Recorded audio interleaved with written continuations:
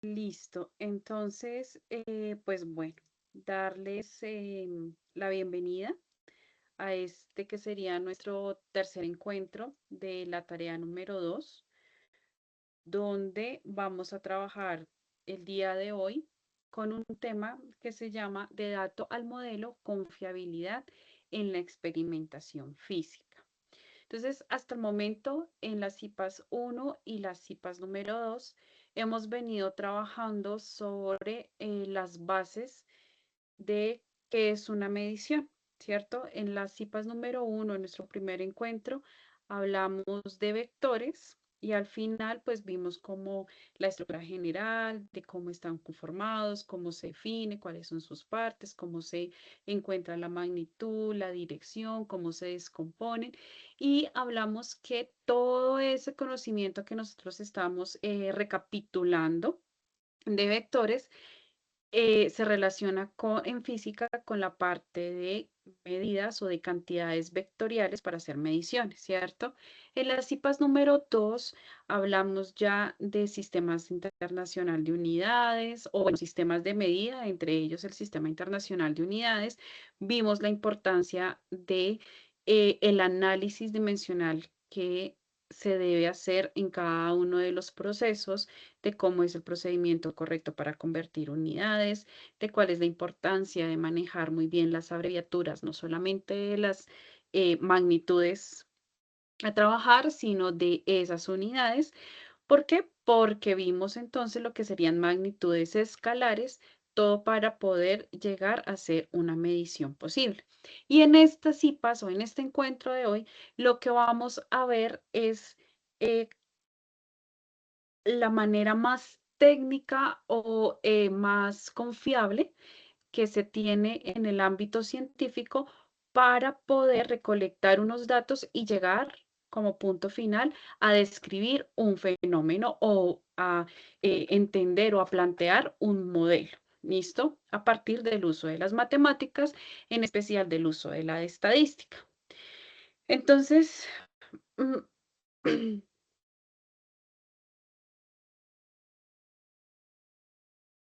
de aquí quiero que se lleven o que nos llevemos o que recapitulemos más bien 10 ideas principales. ¿M? Primero que cuando nosotros hablamos de física, hablamos de interactuar con nuestro mundo y de hacer mediciones. Pero todas esas mediciones necesitan un patrón de referencia. ¿Listo? Ese patrón de referencia nosotros lo vimos con las unidades o las magnitudes más importantes dentro del sistema de medidas que vimos la sesión pasada. Y al final dijimos, bueno, pues medir básicamente es comparar una magnitud de un objeto, algo que yo quiera caracterizar, y comparo esa magnitud con un patrón. Y ese patrón pues viene dado por el sistema internacional. ¿Listo? Sin embargo, con una sola medida no voy a obtener un valor real. Nosotros para hacer esas mediciones necesitamos de instrumentos. Si yo voy a medir la estatura de una sola persona, pues voy a tener que utilizar un metro, ¿cierto? Si yo utilizo una regla o si utilizo un pie de rey, pues no me va a facilitar tanto la vida para tener esa medición. Si yo quiero obtener la medida real de una persona, la estatura real de una persona, entonces yo cojo mi metro y mido. Pero si vuelvo a hacer otra medición y verifico, bueno, mide 1,62. Después vuelvo y hago la medición y digo, no, espere, de pronto es 1,62, pero mire que aquí está la cabeza y entonces no se define muy bien cuál es la línea, si es 62 o es 63, ¿verdad?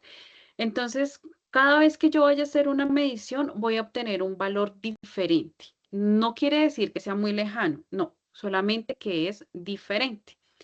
Entonces, para poder obtener el valor lo más real que se pueda, yo tengo que hacer diferentes mediciones a partir de los instrumentos que yo pueda manejar y cada instrumento pues tiene su determinada limitación. Bien. aparte de ese instrumento, también tengo otras limitaciones que corresponden más al entorno en donde yo estoy haciendo la medición. Entonces, mediciones como vibraciones, temperaturas, el viento, etcétera, etcétera. Esas situaciones o esas variables que se salen como tal de lo que yo quiero medir o de los instrumentos que yo estoy midiendo, también van a afectar en la medida que yo tenga. ¿Listo? En ese valor, en ese resultado que yo obtenga a partir de esa medición. Entonces, para poder encontrar un valor más real a la medida que yo quiero obtener, ¿sí? Necesito hacerlo no una ni dos, sino varias veces. Entre mayor sea la cantidad de medidas que yo tome, mayor es más la probabilidad de tener un valor real de esa medida que yo estoy buscando. ¿Listo? A esas medidas se le llaman datos experimentales. Y cuando yo tengo varios datos experimentales, entonces yo formo lo que se llama conjunto de valores. ¿Listo? Entonces, por favor, tener en cuenta que el dato experimental o los datos experimentales son un conjunto de valores, no un único número que me van a llevar a la medida más confiable de esa magnitud o de esa característica que yo estoy analizando. Bien. Y a partir de eso, entonces podemos decir que su medida es confiable. Y de eso se trata nuestro ejercicio número 3. Nuestro ejercicio número 3 nos va a poner cierta cantidad de medidas de datos experimentales y nos arma un conjunto de datos respecto a un tiempo de caída, ¿verdad? Los que pues, ya leyeron el enunciado del ejercicio número 3. Entonces, ¿qué pasa? Que cada una de esas mediciones que nosotros hacemos van a variar, nunca van a ser exactamente iguales. Van a ser un poquito cercanas, pero nunca van a ser exactamente iguales. ¿Listo?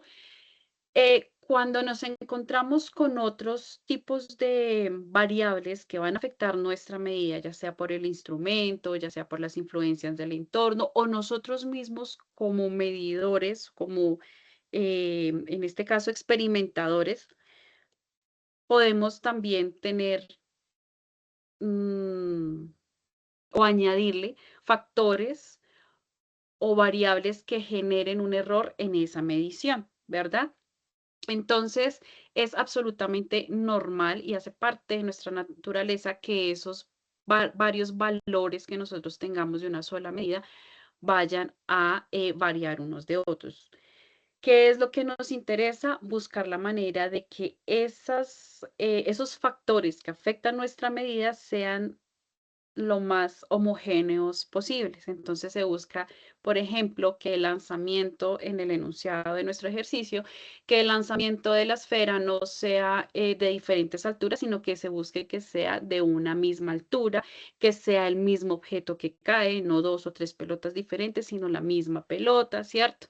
Que sea la misma persona la que lleve el tiempo de caída o que sea el mismo instrumento que es con el que se mide el tiempo de caída, etcétera, etcétera. Buscamos la manera de estandarizar todas esas variables que afectan nuestras medidas. ¿Listo?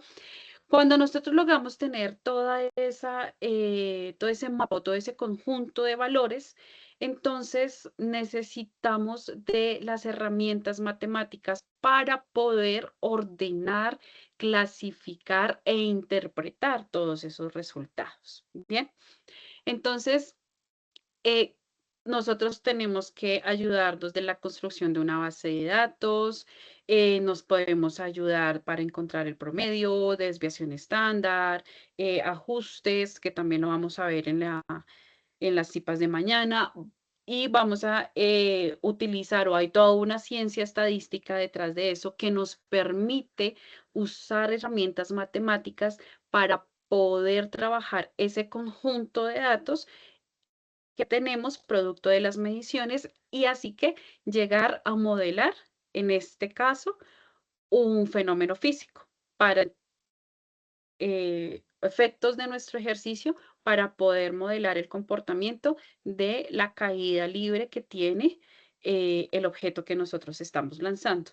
Bien. Entonces, ¿todo esto para qué? Para que se vea la importancia del ejercicio y lo que se quiere llegar. Ya partimos o ya vimos la importancia de manejar las unidades, de hacer un análisis dimensional, de movernos y desenvolvernos en diferentes sistemas de medida, pero solamente hacíamos una medida, un dato, un valor, un tiempo, ¿cierto? En este caso, vamos a ampliar un poquito más y vamos a darnos cuenta que tenemos que integrar a nuestro análisis físico herramientas de matemática y herramientas de estadística para poder moldearlo y que sea reproducible en diferentes situaciones. Entonces, nuestro ejercicio concretamente habla de una herramienta que es el histograma. Y el histograma que va a hacer es indicarme por medio de intervalos cuáles son los datos que más se repiten. Bien, entonces, cuando yo tengo un histograma, yo puedo extraer cuatro cosas. La primera, puedo indicar dónde se concentran los datos y me permite evidenciar cuál es el rango donde aparecen más valores de datos. Nosotros tenemos aproximadamente 20 datos. Ah, es que yo no estoy rayando acá. Ya. Nosotros estamos tomando aproximadamente 20 datos, ¿cierto? De esos 20 datos nos piden agruparlo en 5 grupos diferentes. Ya vamos a ver por qué 5 grupos o dónde es que nos dice que tenemos que agruparlo en 5 grupos diferentes. Entonces, en esos 5 grupos, grupo 1, 2, 3, 4 y 5, el histograma nos va a permitir ver en qué tipo de rango va a estar el mayor número de nuestros datos experimentales. Bien, y con qué frecuencia aparece. Entonces, entre mayor sea la frecuencia de ese valor repetitivo dentro de mi conjunto de datos, pues más grande va a ser la barra de nuestro histograma. ¿Listo? Y hay diferentes tipos o diferentes maneras en las que se puede encontrar un histograma. Eh, Aquí, por ejemplo, podemos ver que el histograma se asemeja mucho a lo que conocemos como curva de Gauss o una distribución normal. ¿Listo? Dentro de los datos, como a ustedes les varía de acuerdo a los últimos dígitos de la cédula, no solamente puede aparecer así, también puede aparecer más inclinado hacia un lado o más inclinado hacia el otro. Y a eso se le llaman asimetrías, asimetría a la derecha o asimetría a la izquierda, que lo vamos a ver pues de pronto más adelante o en términos generales, pues con que conozcan que hay una distribución asimétrica a la izquierda o asimétrica a la derecha, pues va a ser suficiente para que ustedes puedan hacer la interpretación de sus propios datos dentro de, el histograma que logren obtener. ¿Listo? Además de eso, yo puedo ver con un histograma cuáles son esos datos atípicos o esos valores que se alejan de manera significativa del resto de valores. Entonces podemos ver que entre más dato atípico yo obtenga, pues más lejano va a estar de nuestro centro, ¿verdad? De los datos. Aquí en este caso serían los datos más comunes de nuestra medición. Y aquí en las orillas estarían los datos que más se alejan de nuestro promedio de medidas. Bien, listo. Entonces, bueno, acá les muestro lo de la asimetría negativa, la asimetría positiva, pues que va dependiendo de hacia dónde se va inclinando como la mayor frecuencia de datos.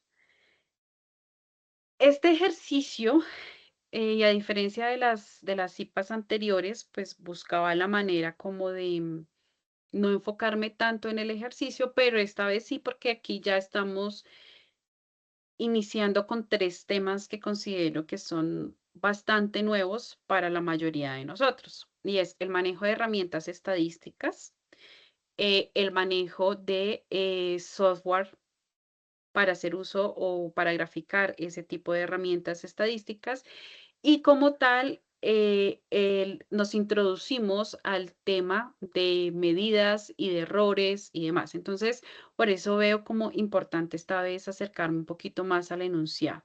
Vamos a leer el enunciado. ¿Qué nos dice el enunciado?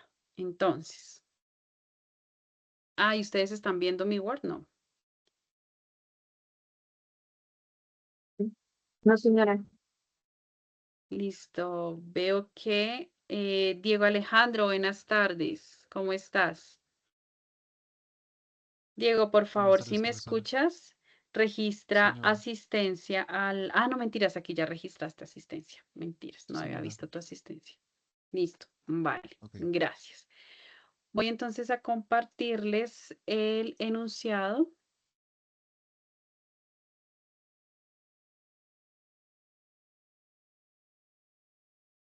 de nuestro ejercicio. Y aquí, pues vamos a hacer una lectura un poquito fugaz de esta primera parte, porque pues es como el enunciado o una lectura pequeña introductoria al tema. Entonces dice, siempre que se mide una magnitud, el valor obtenido es solamente una aproximación al valor real, porque el proceso de medición está limitado por el instrumento, lo que ya habíamos hablado, el método utilizado y las condiciones en las que se realiza la medición. Por esta razón, en física no se trabaja con valores aislados, sino con resultados acompañados de una estimación de su incertidumbre. Ya vamos a ver a qué se refiere con incertidumbre.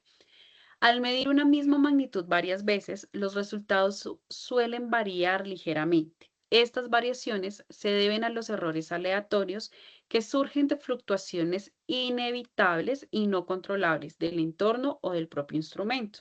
Aunque no pueden eliminarse por completo, su efecto sí puede reducirse realizando mediciones repetidas y utilizando el valor promedio como la mejor estimación del valor medido. Entonces, acá pues digamos que es un resumen de lo que ya les había mencionado,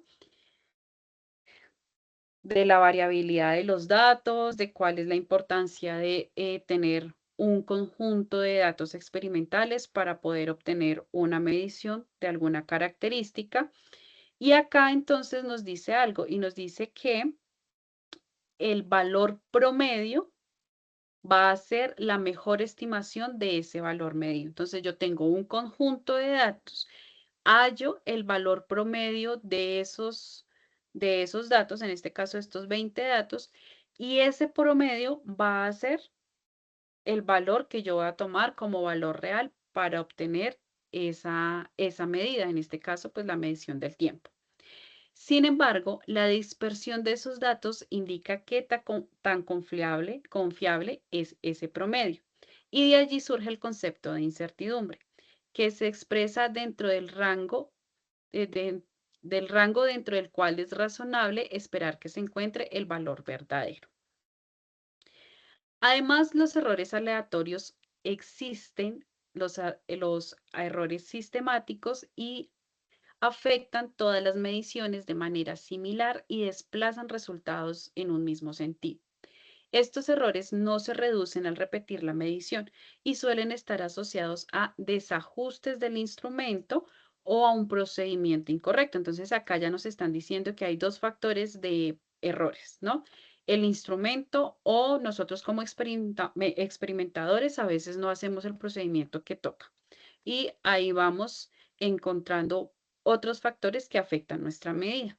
Identificar y corregir este tipo de error es fundamental, ya que una medición puede ser muy precisa, es decir, mostrar poca dispersión y aún así ser incorrecta y está dominada por un error sistemático. Cuando una magnitud no se mide directamente, sino que se calcula a partir de otras, como lo vamos a ver ahorita, los errores de las mediaciones originales se transmiten al resultado final. Este fenómeno se conoce como propagación de errores y lo vamos a utilizar mucho a la hora de encontrar el valor de nuestra gravedad. Y explica por qué la incertidumbre de una magnitud calculada depende de las incertidumbres de todas las variables involucradas. En consecuencia, el análisis de errores no se limita al registrar números, sino que permite evaluar la calidad de los resultados y compararlos de una forma crítica. Entonces, hasta aquí nos estaban hablando de más o menos qué es un error, qué es una incertidumbre y por qué son tan importantes en la medición cuando yo voy a hacer algo ya de carácter o con un rigor científico bastante grande para poder hacer el modelo de un fenómeno físico. Pasamos entonces ahora sí a lo que sería el enunciado. Para el desarrollo del ejercicio 3 se deben definir los criterios alfa, beta, gamma, delta y sigma, los cuales corresponden a sus últimos dígitos del documento de identidad. Y en este caso sí debo decirles, estudiantes, que hasta lo que yo he logrado retroalimentar de sus aportes, debo felicitarlos porque no me he encontrado con un solo estudiante que no haga ese manejo de manera correcta. Todos han estado súper bien porque yo me tomo el trabajo de hacer la revisión de los caracteres. Tenga en cuenta que se validará la información según el número de documento del estudiante. Entonces, nuevamente, acá le ponen la tabla, como se hizo en el ejercicio anterior, ubican los últimos 5 dígitos del documento y acá uno a uno van indicando quién es alfa, beta, sigma, delta y gamma. Gamma, delta y sigma. Y es importante que cuando ustedes compartan los ejercicios o el desarrollo de sus ejercicios, no borren el enunciado.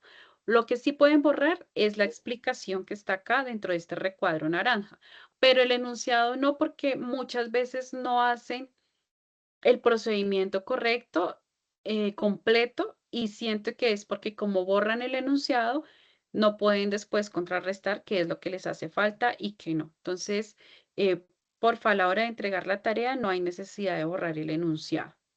Entonces dice, en un experimento que busca determinar la aceleración de la gravedad, se debe medir el tiempo t. Ya tenemos nuestra primera medida, que encierra en el que cierta masa m, nuestra segunda medida, cae a una distancia h. Si la masa se deja caer desde el reposo, acá tenemos otra medida, si es desde el reposo, entonces estamos hablando de que la velocidad inicial de esa masa m es de 0 metros sobre segundo. Entonces, el valor de la gravedad viene determinado por la expresión g, que es gravedad, ¿cierto? 2 por h sobre t cuadrado. ¿Quién es h? Habíamos hablado acá que h es la distancia de caída y t es el tiempo que tarda en caer ese objeto de masa m. Fíjense que la masa aquí, la masa m, pese a que la definen dentro del enunciado, aquí no está en la ecuación. ¿Por qué creen que no está en la expresión para encontrar g? Aquí nos hablan de H y acá la ponen. Listo. Nos hablan de T y acá ponen T. Pero aquí nos hablan de M y no ponen M en la ecuación. ¿Por qué creen que es así?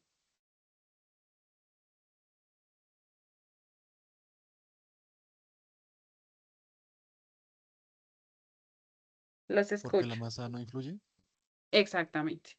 Listo. Si la variable no está dentro de la expresión, muy seguramente porque esa magnitud o esa característica no está influenciada para encontrar el valor de la gravedad en este caso, donde g es la aceleración de la gravedad. Supóngase que se hizo una secuencia de 20 medidas del tiempo con el mismo arreglo experimental, es decir, la misma altura, el mismo objeto, en el mismo lugar, todo exactamente lo mismo, solamente que la medición se repitió 20 veces. Los valores son los siguientes. Y entonces aquí está la tabla, como pueden ver, son 1, 2, 3, 4, 5 columnas por 4 filas para completar nuestros 20 datos y ustedes deben reemplazar, no tienen que operar, es reemplazar sus valores de alfa, beta, gamma, delta y sigma en cada uno de estas cantidades. Que sí he visto dentro de los aportes, que la mayoría de errores se presentan es en este número y en estos de la última fila. ¿Por qué? Porque lo que hacen es que lo ponen en el último, como último dígito y no. Fíjense que en la última fila los valores para cada uno de ustedes van a cambiar, es segundo decimal, no en el tercero. No sé por qué, pero pues así ha pasado con algunos de los que hacen los aportes. Entonces, por favor, tener presente esa situación cuando ustedes vayan a hacer el reemplazo de sus números. Bien, listo. ¿Cómo les retroalimento yo? Pues obviamente también reviso que estos valores coincidan con sus, con sus valores de las cédulas asignados. Entonces, en caso de que les aparezca, pues yo les pongo una X aquí al frente, indicando que justo ese número está mal reemplazado. Bien. ¿Por qué les hago la aclaración? Porque los que ya han recibido retroalimentación de mi parte, sabe que yo les envío el documento en PDF donde les señalo, les corrijo, les chuleo, les subrayo lo que les haga falta o lo que está mal o lo que deben reforzar.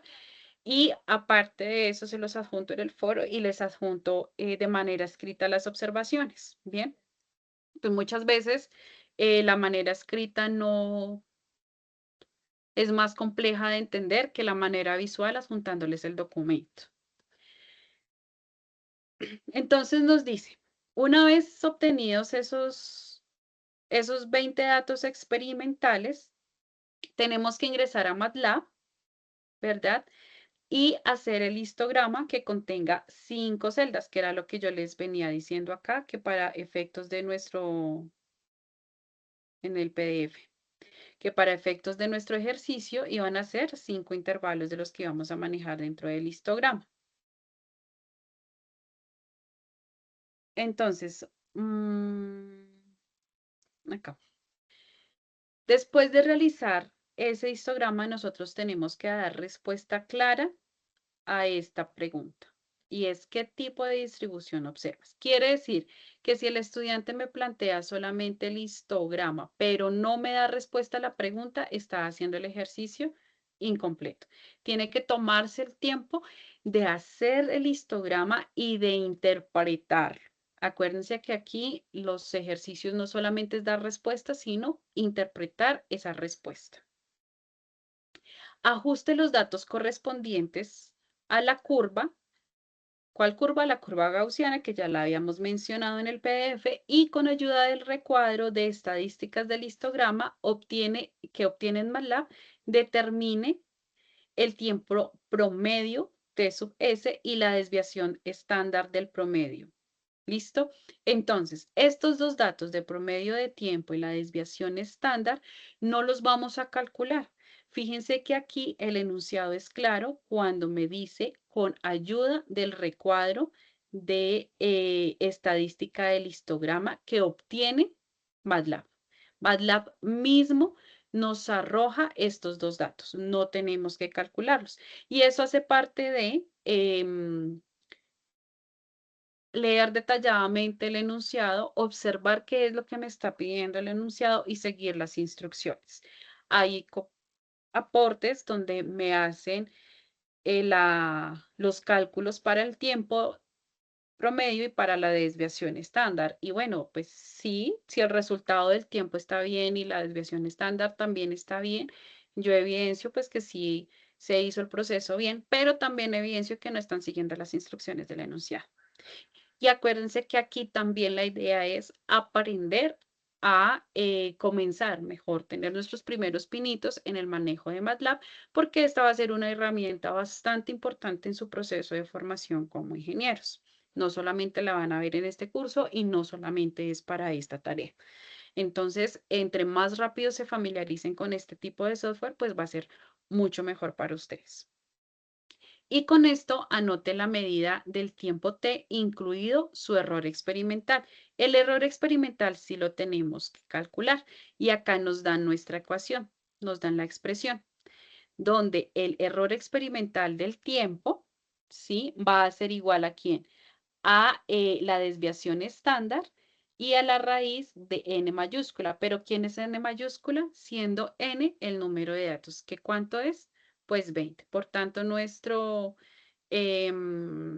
valor estándar para cada uno de ustedes, sin importar su dígito, va a ser raíz de n. Lo que sí les va a variar a cada uno de ustedes es el valor de la desviación estándar. Bien, listo.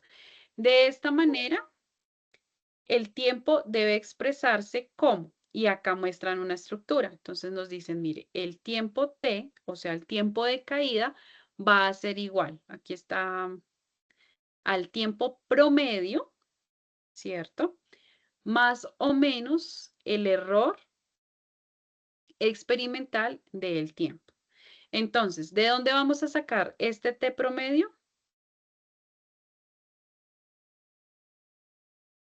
De MATLAB. MATLAB nos va a dar este tiempo, o el mismo histograma también nos va a dar ese tiempo promedio. Y el error, pues entonces ya lo sacamos de nuestro paso anterior. Entonces, aquí vamos a expresar el tiempo. Voy a decir cantidades a modo de ejemplo. 1,45 segundos más o menos un error de 0,001 segundos. ¿Listo? De esa manera voy a tener yo que expresar nuevo o de ahora en adelante los valores de esas medidas que yo tenga.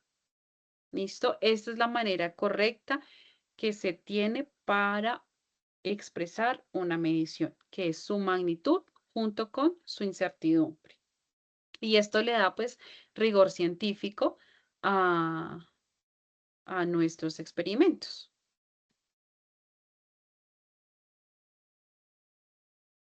Listo. ¿Hasta aquí hay alguna pregunta? Oscar, cuéntame. Hola, profe, sí. Sí, bueno, yo estoy como un poco perdido respecto a como a la interfaz de MATLAB. Si bien su merced pues menciona como introducir esos datos en MATLAB, yo estuve como desarrollando la primera parte de esto. Recién este fin de semana dejé como un aporte en el foro porque tuve dificultades ahí como con la app, con MATLAB. No sé si podría usted poner un ejemplo con algunos dígitos diferentes a cada quien como aleatorio, como para poder ver el ejemplo, porque realmente la interfaz de MATLAB, si bien está en inglés y todo, y pues estamos pues estudiando inglés y demás también en el curso, pues también sería bueno como poner un ejemplo práctico con algunas cifras aleatorias para poder entender un poco mejor, porque yo le estoy entendiendo, imaginando un poco esto y viendo en la MATLAB, pero digamos esos datos no sé cómo introducirlos allá, o sea, estoy como un poco rezagado, por así decirlo, frente a cómo introducir esa información de la tabla en MATLAB. No sé. Listo, perfecto, Oscar. Bueno, entonces, hasta el momento lo que llevamos es la importancia de tener en cuenta cuáles van a ser, cuál va a ser el papel de expresar nuestras cantidades con sus respectivos incertidumbres, de por qué se hace eso y de cuáles son las herramientas estadísticas en las que nos vamos a apoyar para ordenar ese conjunto de datos experimentales. De Entonces, acuerdo. a partir de aquí, vamos a mirar MATLAB. Bien, entonces, ya leímos el primer punto de nuestro ejercicio, ya quedó como, imagino yo, explicado de qué es lo que se quiere esperar. Voy a dejar de compartirles aquí y paso a compartirles cómo considero que es importante se tenga presente la entrega de la evidencia de la construcción del histograma. Entonces, aquí en esta captura de pantalla vamos a ver dos cosas. Primero, la gráfica del histograma que pide con valores independientes a cada uno de ustedes, ¿no? Pero igual tienen que presentar nombre en el eje X, nombre en el eje Y, el título, histograma con ajuste gaussiano, que es lo que yo les voy a pedir, que dentro del título ustedes ubiquen también el nombre del estudiante y el número de grupo. Bien. Con estudiante sería solamente nombre, podría ser Oscar Grupo 844, no sé, asumo yo. ¿Listo? No tiene que ser el nombre completo ni nada, con nombres y apellidos, sino solamente su primer nombre y el número del grupo. Después de esto, quiero que también verifiquen o miren que está el histograma con cuántas barras, con 5 intervalos. ¿Listo? Ahí están los 5 intervalos. Y aparte de todo, entonces hay una curva de Gauss que está sobrepuesta del histograma para poder tener la comparación. Eso por un lado. Por el otro, fíjense que tenemos aquí una tabla donde me va a mostrar ciertos valores y ciertas características. Cuando estoy hablando del eje X, estoy hablando de estas características respecto al histograma, y cuando estoy hablando de la columna Y, estas características están de acuerdo a la información dada por la curva de Gauss. Bien, ¿esto para qué? Para que tengan presente que así debe ser la entrega de la tarea o de la captura de pantalla cuando ustedes entreguen el primer punto. ¿Cómo lo hacemos? Bueno, para ustedes yo he preparado un código que ahora sí voy a dar una respuesta concreta a lo que menciona Oscar. Eh, Voy a mostrarles un código que considero que pueden utilizar para poder dar esos primeros pasos en el proceso de MATLAB. No es que yo les vaya a dar el código a imprimirlo, sino que se los voy a mostrar ahorita para que ustedes, si quieren, lo puedan replicar. Maneras de hacer el histograma por MATLAB, muchas. No hay un solo método de hacerlo. Bien, ustedes pueden, si bien replicar la manera en que yo les voy a...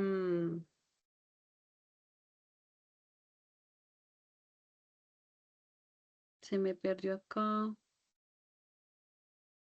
Me tocó toda la pantalla.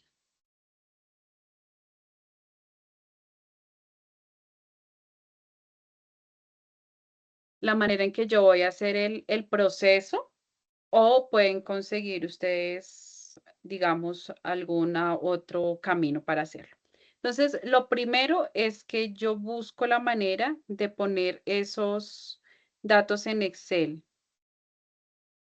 En este momento acá no lo tengo. Bueno, yo pongo una tabla en Excel donde están todos los datos ya con los tiempos asignados y demás, y lo migro al Drive de MATLAB.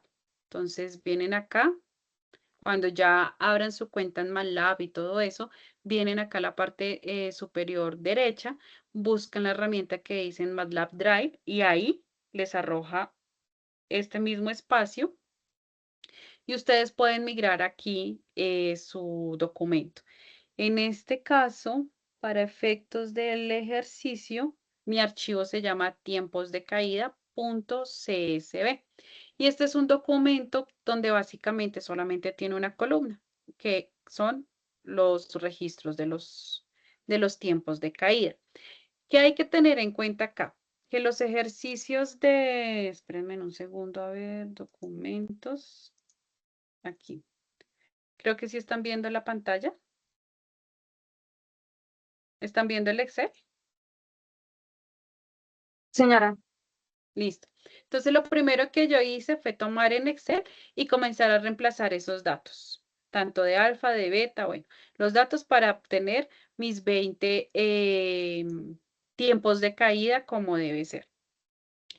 Excel, por lo menos en mi caso, Excel maneja siempre los números decimales, los separa con comas, pero MATLAB lo hace en puntos. Entonces, mi tabla la armo de una vez con puntos que se encargan de separar esos decimales.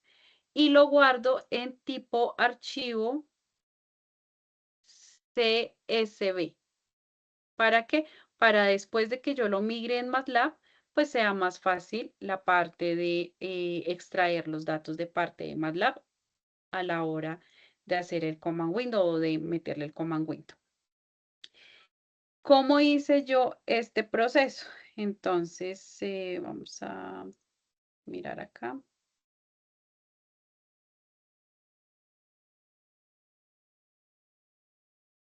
Te los voy a compartir. Entonces, lo primero que hice fue importar ese archivo, que ya les expliqué cómo lo hice, el CSV, desde MATLAB Drive, que lo suben como un archivo normal a la nube al fin y al cabo, y con la función de RedTable, que lee el archivo y lo convierte en una tabla. Entonces, yo puse datos es igual a RedTable, abre paréntesis y ahí sale la lista como de todos los archivos que yo tengo en el Drive.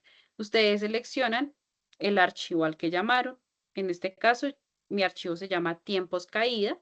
Lo seleccionan, siempre terminar con un punto y coma cada línea de la programación en MATLAB.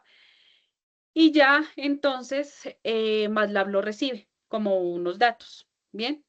Después de eso, entonces yo verifico que efectivamente si se haya importado de manera correcta la tabla y para eso uso esta función, dips, entre comillas, entre paréntesis, perdón, datos. ¿Por qué datos?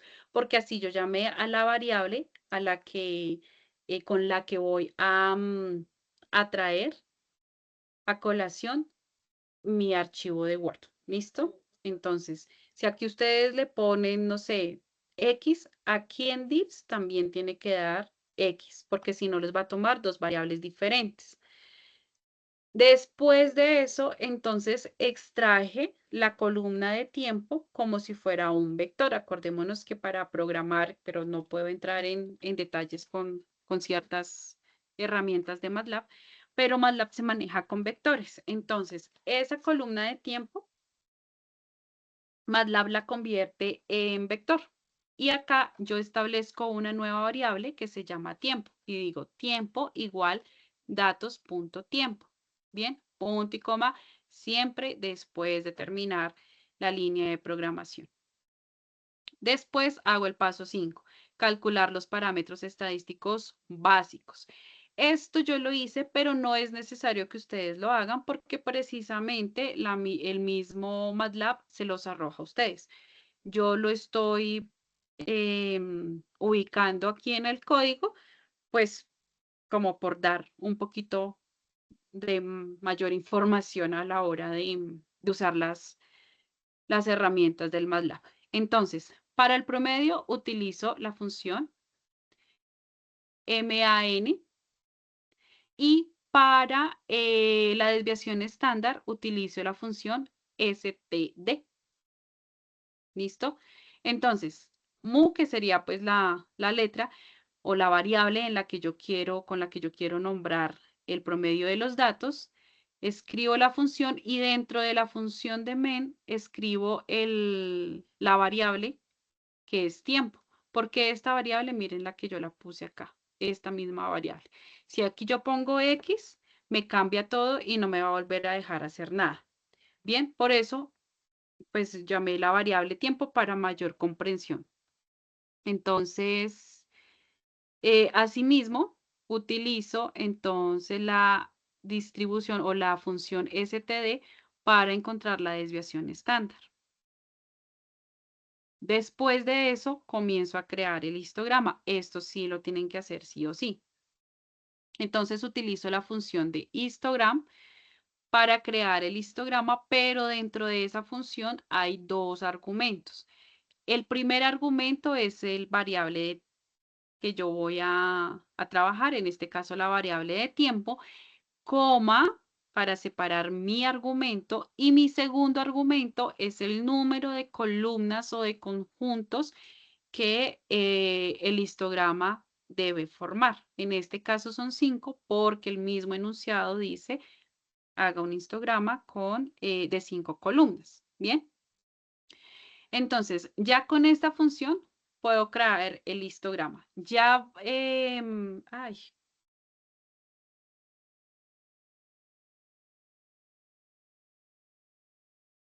con esta variable de tiempo, cuando ya traje todos los 20 datos y le asigné esa variable de tiempo, entonces ahí con eso solito ya me queda creado un histograma, pero no me va a crear ni los ejes, ni me va a hacer la superposición de la curva gaussiana, ni le va a poner títulos, ni nada de eso. Hasta ahí solamente está la barra de datos.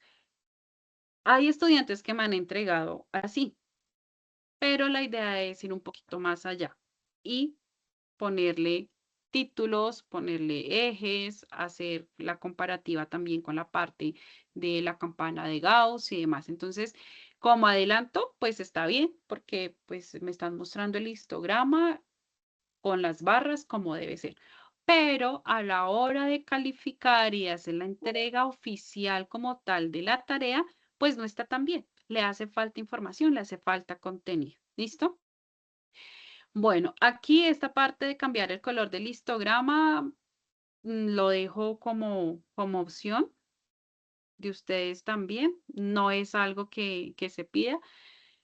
Yo lo cambié pues por aquello de variar y no más. Seguimos con el paso 8 que ya me habla de ubicar los ejes de cada histograma. Entonces hay que ponerle un eje, un nombre al eje X, hay que ponerle un nombre al eje Y y hay que ponerle un título. Y para esos hay entonces ciertas funciones. Entonces la función X,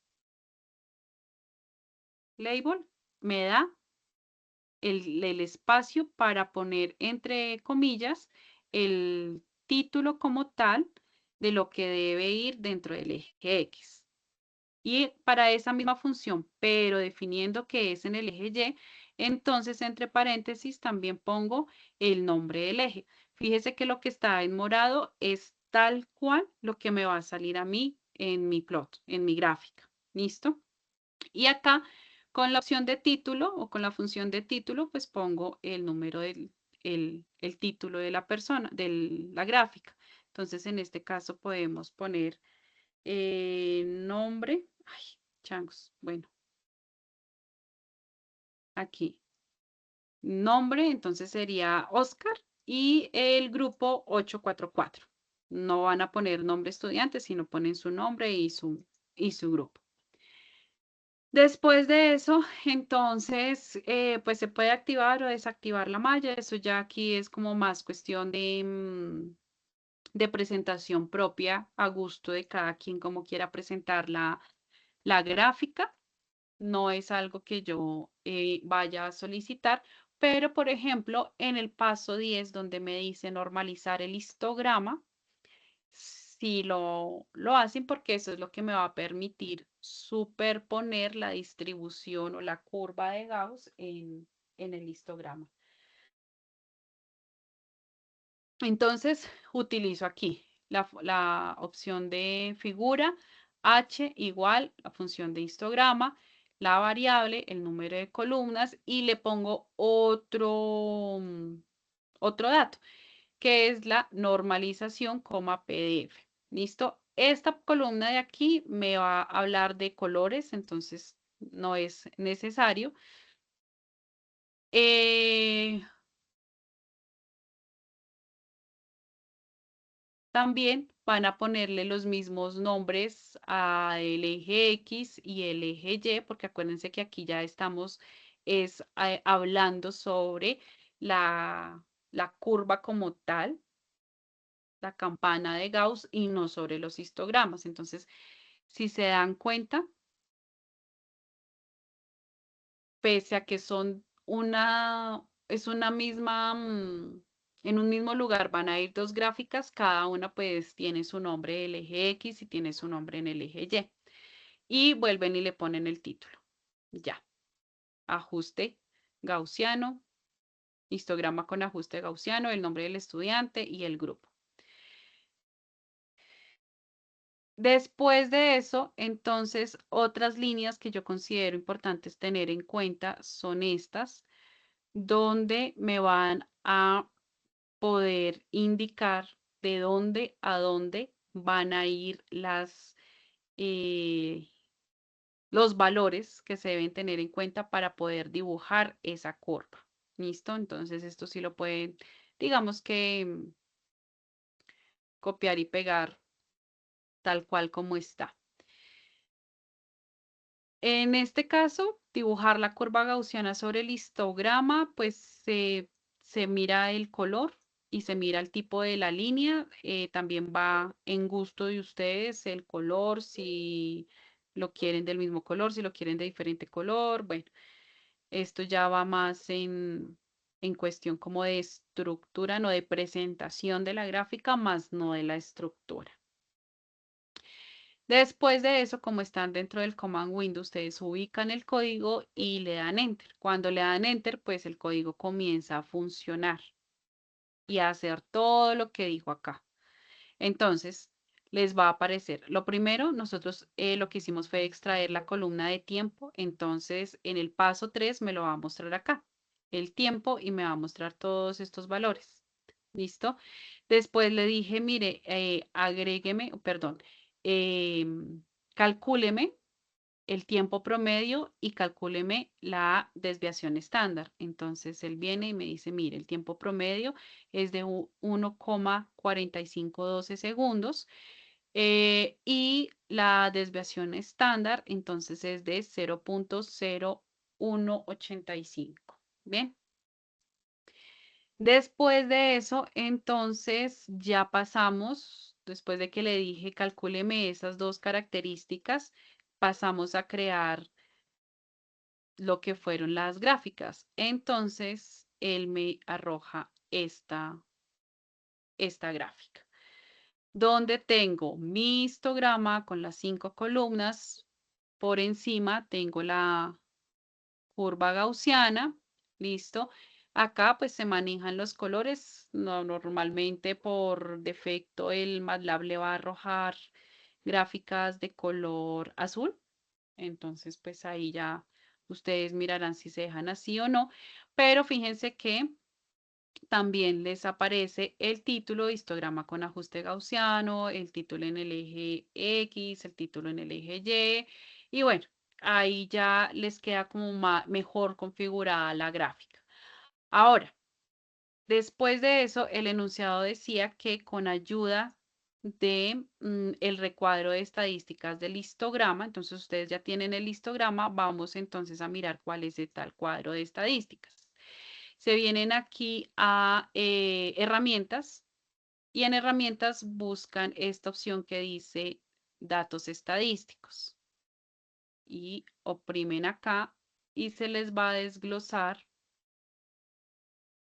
esta tabla, que es donde muestran el mínimo, el máximo, el promedio, la mediana, la moda, la desviación estándar y el rango de tanto del histograma, que está relacionado con la parte de la columna X, y les va a mostrar esas mismas características, pero relacionadas con la curva gaussiana, que sería lo de la columna Y.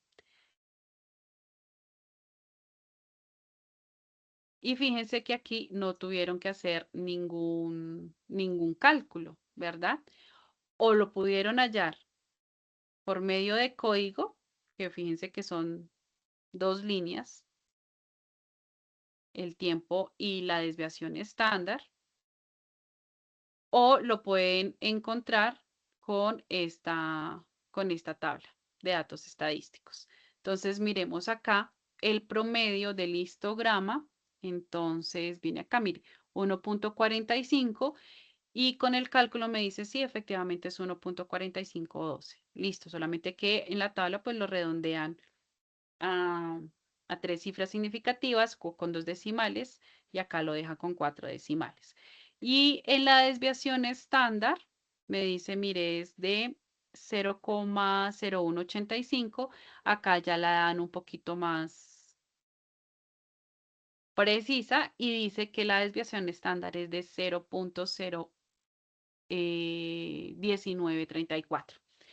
Ahora, entonces, la pregunta es, después de ese documento o pues después de hacer ese ejercicio de copiar el código y de obtener el histograma y de encontrar tanto el promedio del tiempo como el promedio de, perdón, el valor de la desviación estándar, entonces vamos a calcular el error experimental del tiempo y nos dan la expresión, nos dice, miren, la expresión es desviación estándar sobre raíz de n. Entonces mi pregunta es, ¿cuál de estas dos desviaciones estándar o cuál de esos dos valores de desviación estándar tienen que coger? Los que les da la tabla, porque para eso el enunciado les dijo, apóyese de esa tabla de datos estadísticos que arroja el mismo MATLAB para encontrar ese valor del error del tiempo. Ah, ¿alguien iba? Hola.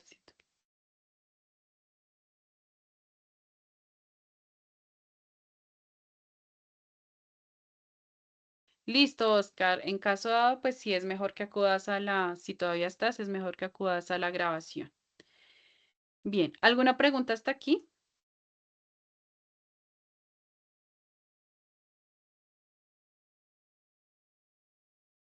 Entonces, les resalto, dentro del manejo de MATLAB, lo que yo les sugiero es primero ubicar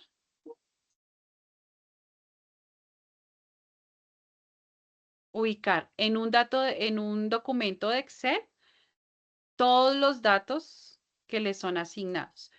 Separar las decimales con puntos, porque MATLAB generalmente separa esas decimales con puntos, entonces para evitar errores futuros es mejor hacerlo de una vez. Después de eso, migran ese documento en Excel, lo migran a esta herramienta que se llama MATLAB Drive. ¿Cómo se migra? Ustedes ya pues tienen su cuenta, le dicen acá en subir archivo y lo suben común y corriente como se suben todos los archivos a un drive normal. ¿Listo? Una vez ustedes aseguren que efectivamente ese documento está acá porque les va a aparecer en la lista de documentos, entonces ya pueden ir a el command window de MATLAB y comenzar a usar este código, si lo quieren usar, un código guía para poder que a partir de una variable, ¿sí? Llamar o traer a colación esa lista de datos en Excel. Después de eso, volver esa lista de datos en un vector por medio de esta función. ¿Listo? Después, comenzar a construir el histograma, teniendo en cuenta la función histogram. El primer valor o el primer argumento es la variable con la que ustedes van a llamar a sus datos. Puede ser tiempo, puede ser X, puede ser T, como ustedes consideren.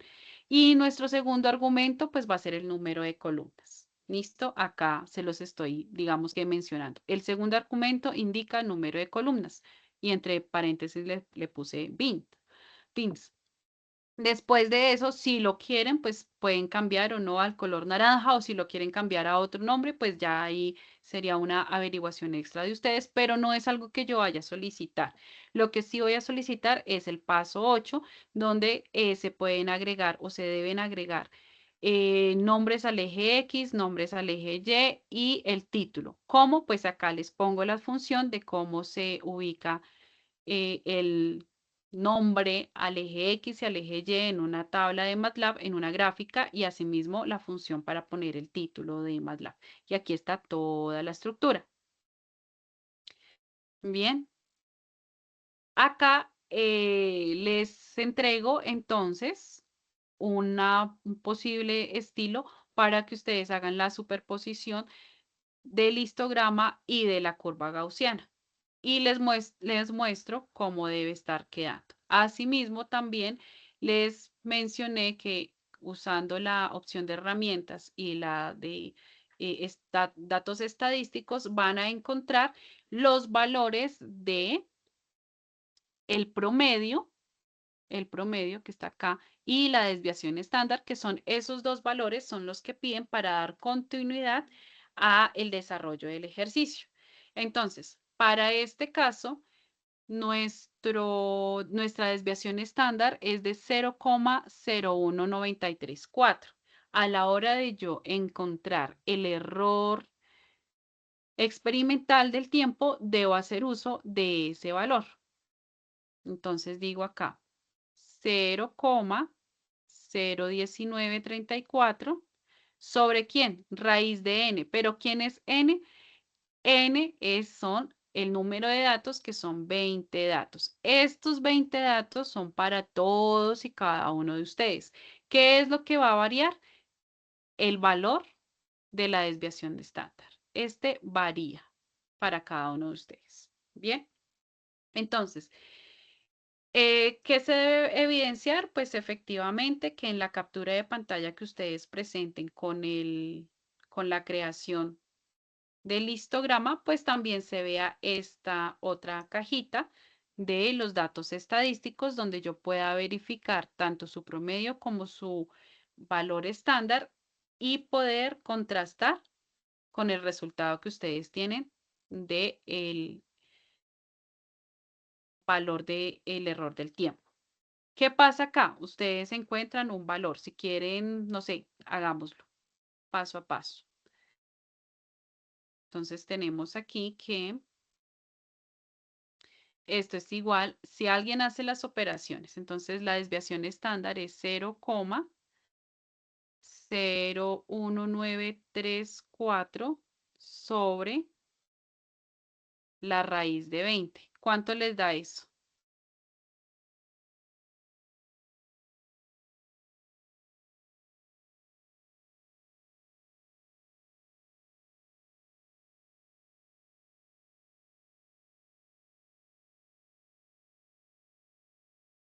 Bueno, ustedes hacen ahí la operación y encuentran un valor. Y Dame, ese pues valor, dime, me da 967 raíz de 900, 5, 967, ¿cómo? raíz de 5 sobre 500.000. ¿Sobre cuánto? 500.000. Bueno, y tú puedes volver ese valor decimal. Un decimal me dio 0,004 324. Listo. Entonces, es mejor que expresen la respuesta en este valor decimal. Bien, entonces ya encontraron el valor del error teórico.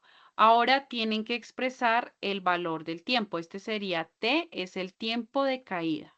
Tiempo caída de ese objeto. Este T es el valor promedio de todas las medidas que yo hice, de los 20 valores que obtuve, saqué el promedio. Y ya sabemos que este pues es el error de esa medición de tiempo. Entonces, la manera formal en la que yo tengo que dar respuesta es igual al tiempo de caída, es igual a ¿quién? Al valor promedio. ¿Cuál es el valor promedio? Pues me voy para mi tablita. ¿Cuál de todos estos es el valor promedio de caída?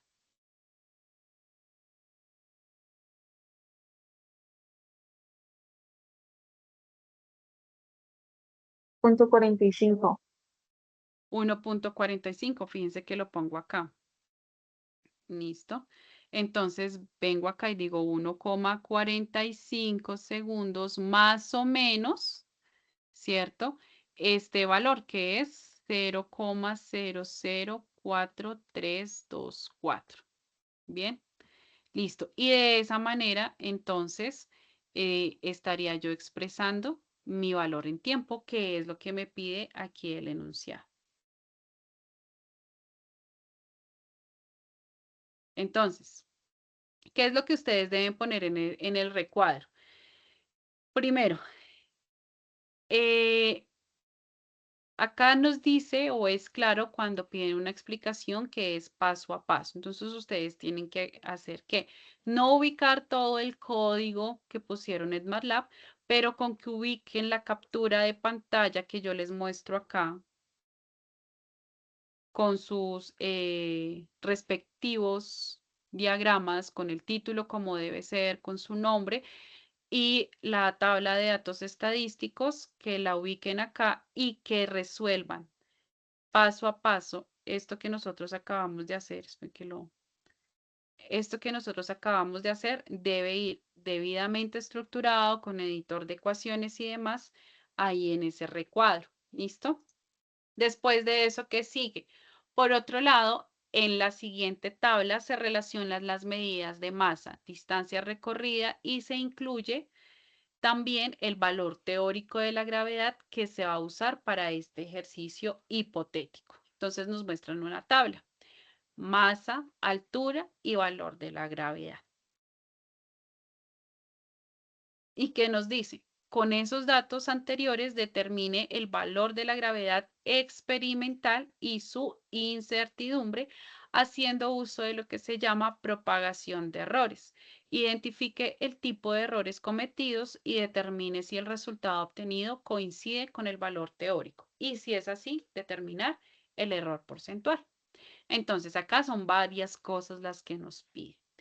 Lo primero y que quiero resaltar nuevamente es que hasta ahora lo que hemos hecho es construir el histograma, ¿verdad? Y lo publicamos y ahí encontramos el error experimental del tiempo. Sin embargo, esta pregunta queda a análisis de ustedes. ¿Listo? ¿Qué tipo de distribución se observa y por qué? Muy bien argumentado. Dentro de sus propias palabras, muchachos, no tienen que ser 3 párrafos de estadística, no. Es con uno solo que ustedes, que se vea que es en sus propias palabras, que se entiende el concepto, es más que suficiente. Pero pues esa es una parte de análisis. Aquí entonces nos dice, miren, hay una cosa que se llama propagación de errores. Y si nos devolvemos a la lectura que habíamos leído iniciando este espacio, vimos que esa propagación de errores se habla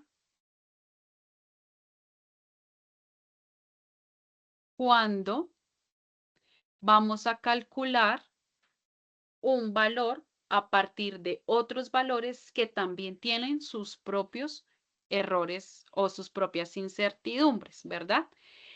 Entonces, dice, los errores de las mediciones originales se transmiten en el resultado final.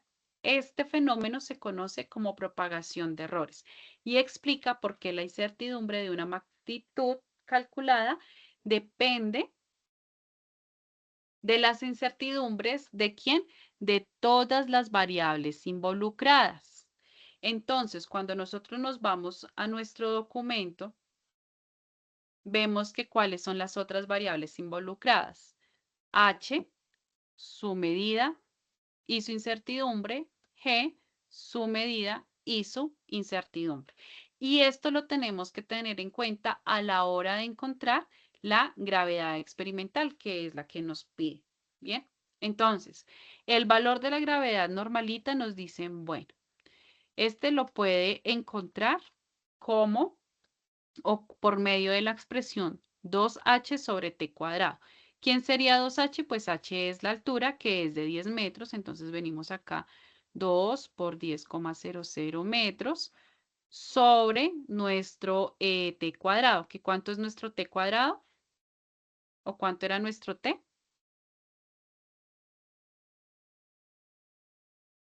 Nuestro tiempo de caída, ¿verdad? Y aquí ya lo habíamos dicho, miren, nuestro tiempo de caída es de 1,45 segundos. Entonces, 1,45 segundos, todo esto elevado al cuadrado. ¿Cuánto me da eso? Entonces, aquí serían 20,00 metros sobre, ¿cuánto me da 1,45 al cuadrado?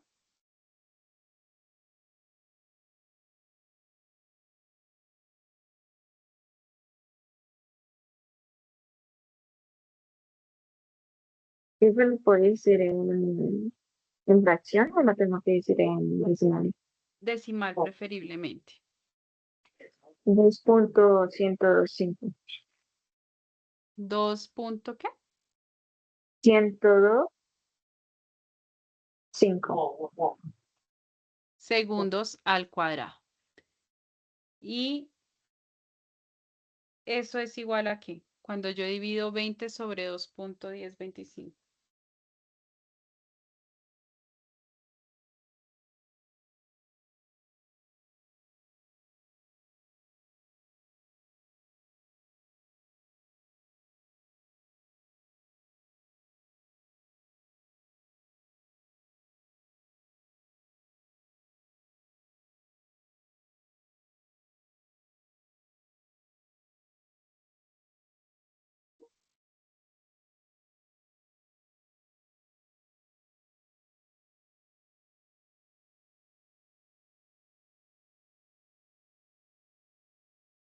sería 9 punto, Ujú. sería 9.512. ¿Qué Digo más, unidades? Metros sobre segundo cuadrado. ¿Listo? Hasta aquí lo único que hemos hecho es encontrar el valor de la gravedad sin su incertidumbre. Este procedimiento lo hemos hecho, pero digamos que es cuestión de identificar cuáles son los datos o los valores de cada uno de estos términos y reemplazar y ya. Ahora entonces lo que nos toca es por medio de lo que se llama propagación de errores, calcular esa incertidumbre del valor de la gravedad. Fíjense que aquí en en el punto anterior nos decían, mire, usted tiene que expresar el tiempo con su promedio más su error, ¿cierto? Y pues obviamente si nos piden calcular la gravedad y el tema es de errores, pues es más que necesario que la gravedad esté expresada de esa misma manera, ¿listo? Donde encontremos la magnitud de lo que sería la gravedad experimental, más o menos el error de la medición de esa gravedad. Bien, ¿cómo lo hacemos? Entonces lo vamos a hacer a partir de esta expresión.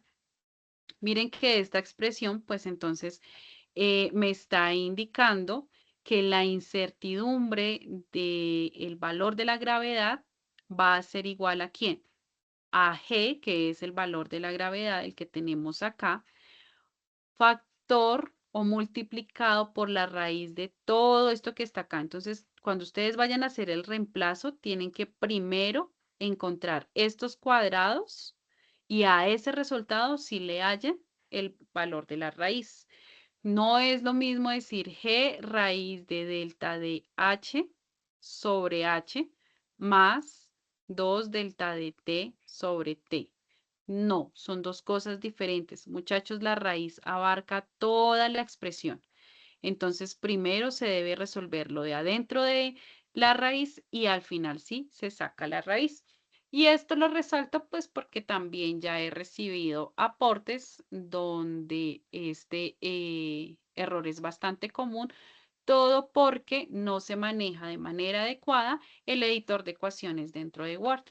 Bien, entonces, definamos cada uno de los términos que están en esta expresión. Entonces yo aquí les comparto esta tablita donde se expresa cada uno de esos términos. ¿Quién es G? El valor de la gravedad experimental. Ojo porque el valor de la gravedad experimental es este, 9,5112 para los casos del ejemplo. Este valor para cada uno de ustedes va a variar. ¿Listo? ¿Y cuál sería entonces este valor de G? Porque miren que aquí aparece otro G con otro valor. Este valor es el teórico. Y este valor de G es el experimental. Entonces, para encontrar la incertidumbre de la medición de nuestra gravedad, pues tenemos que utilizar la gravedad que nosotros estamos midiendo. Después, ¿quién es delta de H? Delta de H me dice, mire, delta de H es la incertidumbre en la altura. O sea que si me baso en esta tabla, ¿quién sería delta de H?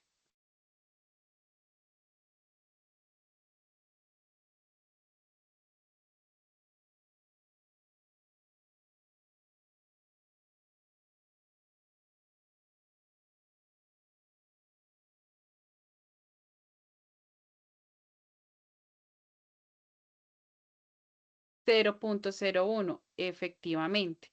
¿Por qué? Porque fíjense que aquí está la incertidumbre. Esto es delta de H. Bien. ¿Quién sería H? Pues 10, que es la medida. Entonces, esto es H. Ahora, ¿Quién es delta de t? Es la incertidumbre del tiempo. ¿Cuál es el valor de nuestra incertidumbre del tiempo? Ah, ese lo encontramos aquí. Este vendría siendo. ¿Listo? Este en la página siguiente es delta de t en nuestra ecuación de propagación de errores, en la expresión. ¿Bien? Sobre t, que es el tiempo medido, o sea, ¿cuál? Este tiempo promedio, que es nuestro tiempo medido. Perdón, este. Es el mismo, pero pues para que les quede claro ahí el numerito. Bien. Y listo. Ya tenemos entonces identificados quién es delta de H, quién es H, quién es delta de T y quién es T. Resolvemos, expresamos esto en números y comenzamos a operar. Entonces 2 por delta de T sobre T.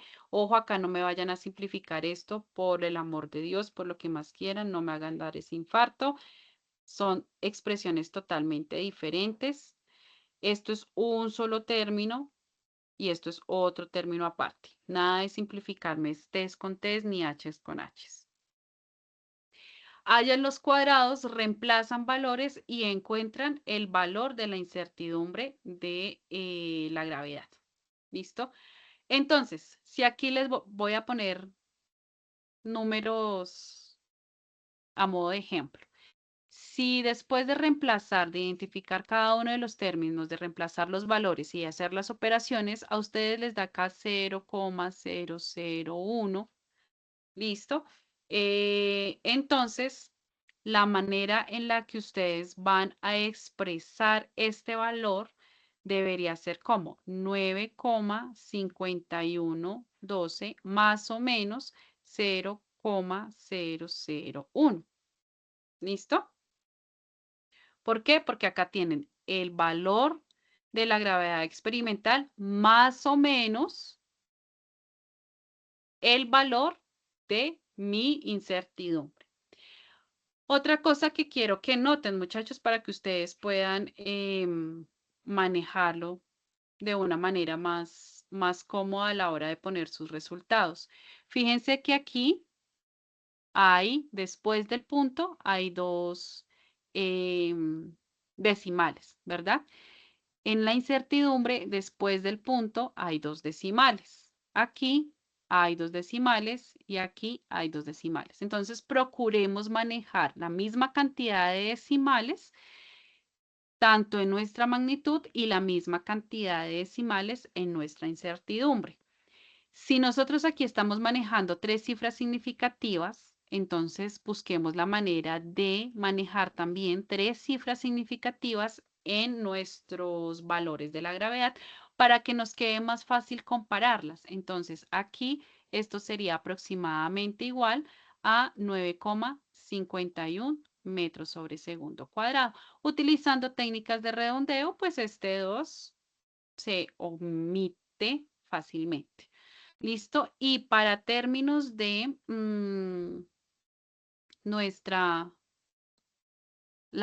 formalizar nuestro ejemplo, nuestra respuesta con delta de G, pues entonces acá yo ya podría modificar también el resultado que, a modo de ejemplo, el resultado de nuestra incertidumbre. ¿Listo? Entonces, esta sería la manera en la que debería estar estructurada que el valor de la gravedad experimental, que es una de las cosas que nos piden acá dentro de este ejercicio.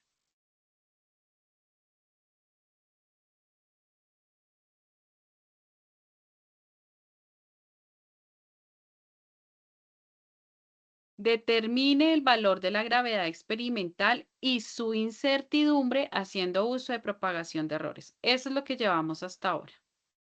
Ya les mostré cuáles son las expresiones que indica cada uno de esos términos y cómo se puede hacer. Identificar el tipo de errores cometidos y determinar si el resultado obtenido coincide con el valor teórico. Entonces, esta parte de identificar el tipo de errores cometidos ya lo pueden hacer ustedes dentro de un proceso de análisis de las respuestas. Bien. Determinar si el resultado obtenido coincide con el valor teórico o no. Entonces, aquí, ay, perdón, me confundo siempre. Esto dice que nuestra gravedad es de 9,51 metros sobre segundo cuadrado y acá el valor es de 9,81 metros sobre segundo cuadrado. No coincide exactamente, pero ¿qué nos dice? Si lo es bastante cercano, pero después de eso, entonces tenemos que encontrar el error porcentual. ¿Cómo encontramos el error porcentual? Acá les comparto también esa expresión, donde me dice que el error porcentual va a ser igual a ¿quién? A Gx, que es el valor experimental menos el valor teórico sobre el valor teórico. ¿Listo? Entonces ustedes juegan con el valor de aquí o con este valor que sería el valor experimental y este sería nuestro valor teórico. Únicamente reemplazar datos, reemplazar valores, hacer operaciones y ya. Tener en cuenta que estas líneas que están acá son valor absoluto. Y ese valor absoluto, absoluto, eso parece todo menos la palabra absoluto. Entonces, ese valor absoluto que está ahí les va a dar,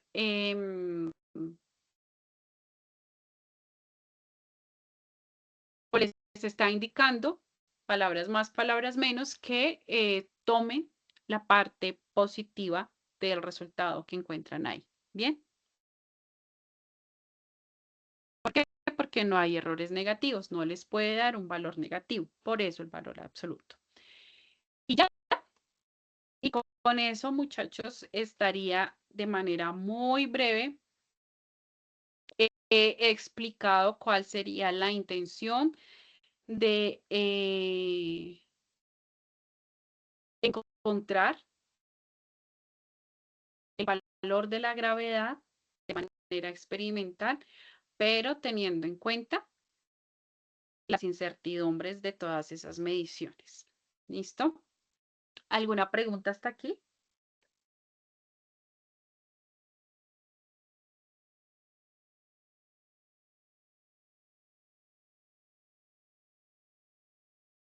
Bueno, chicos, Pues, entonces cuéntame.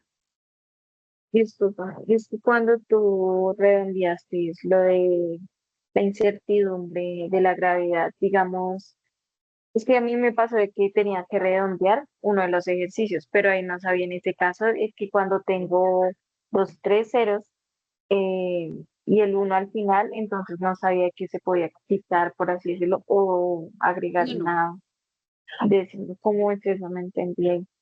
Acá, acuérdate que este valor de aquí que yo puse, que yo puse inicialmente con 3 ceros, hice la aclaración, esto es un valor loco porque a mí lo que me interesa es resaltarles que estos valores no son reales ni son correctos y que va a cambiar para ustedes. Entonces, no es que si a ti te salen acá 3 ceros y todo eso, tengas que quitar ceros, no. De pronto sí, por temas de explicar que en lo posible manejar la misma cantidad de decimales, yo quité locamente, pero porque aclaré que ese valor ni siquiera sé si es correcto. O sea, yo no sé si la incertidumbre sí sea en 001, sino fue un número que se me ocurrió. ¿Sí respondo a tu pregunta? Que si me apunto, pero en otro caso, digamos, si tú me pides así que tenga cierta cantidad, pero me pasa de que un resultado tengo esa gran cantidad de números, ahí sí me toca ponerlos por obligación. Sí, porque si no estarías quitando información de la incertidumbre. Ok, dale, muchas gracias. Vale.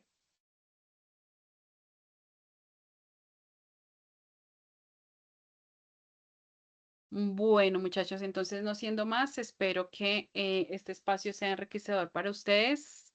¿Cómo era que se importaba el documento desde la ordenadora MATLAB? Listo, Diego Alejandro. Bueno, entonces venimos aquí a MATLAB. En la parte derecha superior se van a desglosar otras herramientas que tiene MATLAB. Le dan clic en MATLAB Drive y suben el archivo acá. Subir, archivos, eligen el archivo. Por ejemplo, acá yo voy a subir este y le doy subir. Y ahí se completó la descarga y lo puedo ver acá. Este es el archivo que acabo de subir. De esa manera se sube el archivo de Excel a MATLAB. Ten en cuenta, porfa, que los valores siempre tienen que estar señalando las decimales con un punto. Si es en un coma, puede presentar error.